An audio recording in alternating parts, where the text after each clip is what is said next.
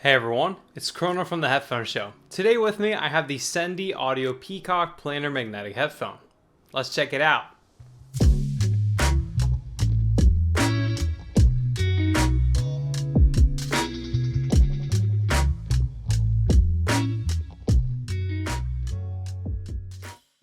Alright, so the Sendy Audio Peacock is a headphone that's really piqued my interest as of late. Of course, Sendy Audio is no stranger to the planar magnetic market, as they've seen pretty decent success with their Ava model, which comes in at around the mid-range price of $599.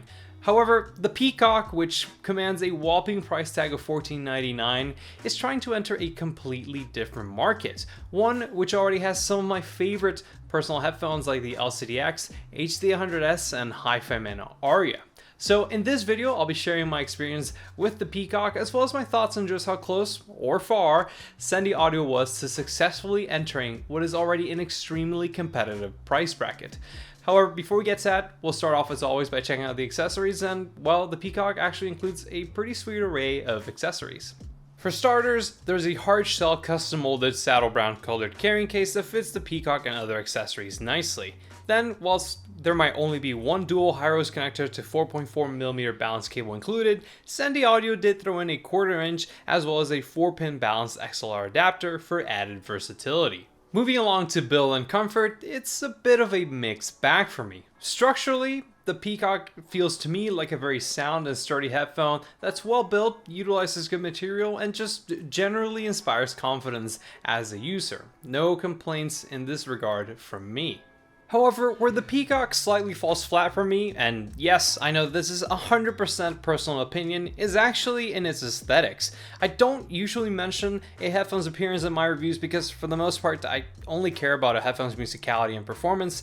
Still, there is something to me that looks somewhat odd about the different design elements featured on the Peacock. I'm not sure if it's the mismatching fonts all over the headphone, or perhaps the headband looking a lot more industrial than the gaudy wooden and polished gold ear cups. But I feel like there is an unfortunate lack of cohesion in this headphone's visage. But appearances aside, let's now discuss something a lot more practical: comfort. Despite definitely being on the heavier side, coming in at around 580 grams, the Peacock was a headphone that I personally found to be pretty comfortable. In my experience, the suspension headband perfectly balanced the headphone on my head and distributed weight in a way that made it feel barely heavier than something like the Focal Clear, for example. Additionally, the angled pads provided ample room and adequately relieved the headphone's mild clamp. Naturally, for some listeners, the weight of the headphone will be a challenge, but I think that if you're not particularly sensitive to a headphone's weight, you'll find these to be an easy wear. Okay, so let's now talk about sound. And as I mentioned earlier, the Peacock is a planar magnetic headphone that's designed with comfortable high-end listening in mind. To that end, it's powered by what Sendy Audio calls their quad former technology, which refers to double-sided magnets alongside coils on both sides of the diaphragm. When I first listened to the Peacock, it wasn't offensive or egregious, but immediately it sounded a bit strange to me. Through the low end, it seemed fine with a pretty good bass response as well as an adequately portrayed fundamental range. However, what was a bit off for me is that all the harmonic and overtone embellishments that I would expect to hear above 1.5 to 2K were somewhat muted, with the exception of a few frequency ranges which, as we'll discuss briefly, marked some unevenness in the Peacock's presentation. Talking first about the bass, I found the Peacock's bass region to be mostly pretty good. It wasn't quite as nimble or as well textured when I compared it with the LCDX I recently reviewed, but as is expected from a planar magnetic headphone, it still had a well-defined and controlled bass response. The only comment I'll make is that oddly enough, the really low frequencies under 50 Hz rolled off just a little bit, so I wasn't getting as much of that deep sub-bass presence and rumble. Nonetheless, the overall bass level for me was appropriate, as it did provide the warmth I wanted from this region without being invasive of other frequency ranges. Alright, so now let's talk about the mids. and the highs. This is of course something I don't usually do, but in the context of describing my experience with the Peacock, I thought that it would be easiest for me as well as for you if I explained or discussed these two regions of the frequency response together, since my main issue with the Peacock starts in the mid-range, but it extends into the treble region as well. Now, through the lower mids between 300 to 1000 Hz, there weren't any major issues that I found that affected the Peacock's tonality. For the most part, it had adequately represented fundamental tones that provided instruments and vocals with a rich body. If there was any quirk I noticed, it was that there was a slight 700 Hz resonance, which could occasionally make for a slightly nasally timbre, but this was not easily noticeable.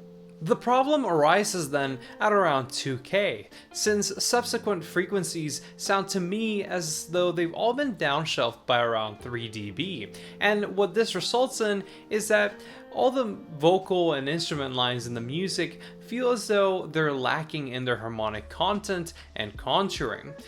Vocals in particular stood out to me the most, since they lacked a lot of their natural bites and growl. The same can be said about instruments like electric guitars and saxophones, which rely on these harmonics and overtones to have their key characteristics well represented. So in brief, I'd say that a lot of the musical elements in the Peacock just sounded a bit stuffy to me.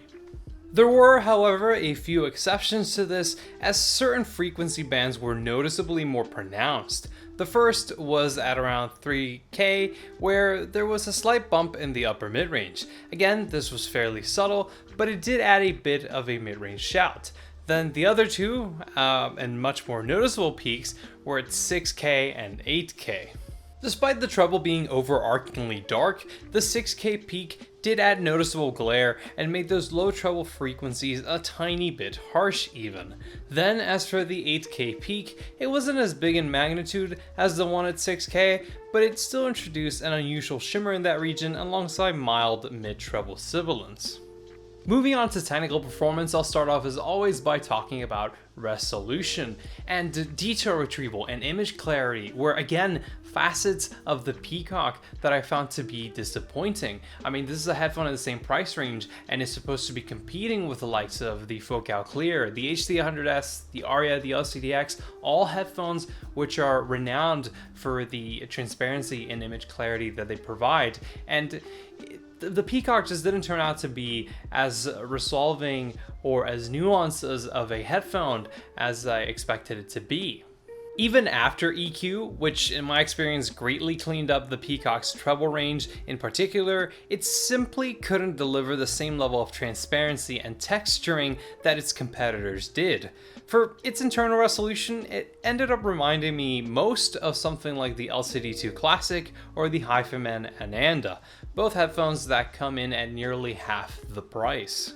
Then as for soundstage imaging and layering, whilst I wasn't really impressed with its detail retrieval, I was actually quite happy with the Peacock's spatial qualities. Its soundstage was spacious, and it was reminiscent for me of what I've experienced on LCD series headphones, which is a good thing. Then its imaging was actually surprisingly precise in its left-right localization. Discerning the directionality and positioning of sound was no issue, and I had no problem when using them in online competitive games. Then as for instrument separation and layering, it delivered great performance with all vocal and instrument lines in the music being distinct and having their own defined space within the mix. Lastly, there's dynamics, and whilst the Peacock may not have the strongest sense of punch and slam, it still carries some weight and impact in its low tones. Of course, it doesn't deliver the kind of cake you get with something like the Focal Clear or the LCDX, but it does hit noticeably harder than, say, the HiFiMan Aria.